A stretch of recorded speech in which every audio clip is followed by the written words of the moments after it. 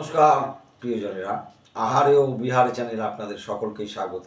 আজকে লাঞ্চে আমাকে পরিবেশন করেছে বেগুন দিয়ে ভোলা মাছের ঝাল। আসুন আমরা সকলে জেনে নিই কী কী উপকরণ দিয়ে এই ভোলা মাছের রেসিপিটা তৈরি করা হলো। প্রিয়জনেরা, প্রথমে ভোলা মাছগুলো কেটে নিয়েছি, কেটে ধুয়ে নুন হলুদ মাখিয়ে রেখে দিয়েছি। গ্যাসে একটা কড়াই বসিয়েছি, ওর মধ্যে সর্ষের তেল দিয়েছি। তেল গরম হলে মাছগুলো ভেজে তুলে নিয়েছি। ওর মধ্যে আরেকটু তেল দিয়েছি কড়াইতে, দিয়ে কালো জিরে কাঁচা লঙ্কা ফোড়ন দিয়েছি, পেঁয়াজ ফোড়ন দিয়েছি। দিয়ে পেঁয়াজটা যখন লাল লাল ভাজা হয়ে গেল, ওর মধ্যে একটু আদা বাটা, জিরে গুঁড়ো, ধনে গুঁড়ো, হলুদ, নুন আর সামান্য একটু জল আর টমেটো দিয়েছি। দিয়ে ওটাকে ভালো করে কষিয়েছি। কষানোর পরে ওর মধ্যে একটু ধনেপাতা পেস্ট করে দিয়েছি। দেওয়ার পরে সামান্য একটু জল দিয়েছি। জল দিয়ে ঝোলটা যখন ফুটে উঠলো, মাছগুলো দিয়ে দিলাম। তার মাছগুলো দেওয়ার পরে আবার যখন একটু ঝোলটা ফুটে উঠলো, নামিয়ে দিয়েছি। নামিয়ে আজকে এখন পরিবেশন করেছি ভোলা মাছের বেগুন দিয়ে ঝাল।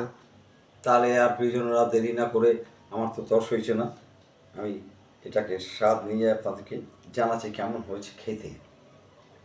তো ভোলা মাছ দিয়ে গ্রেভির সঙ্গে একটু মাখিয়ে নিলাম।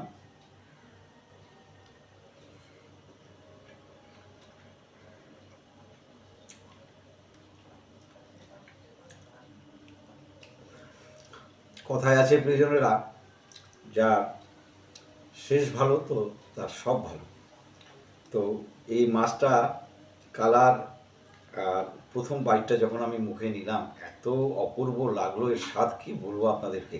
ঠিক এই রকমভাবে আপনারা বাড়িতে তৈরি করুন আর সকলকে খাইয়ে কমেন্টের মাধ্যমে আমাদেরকে জানান কেমন হয়েছে খেতে।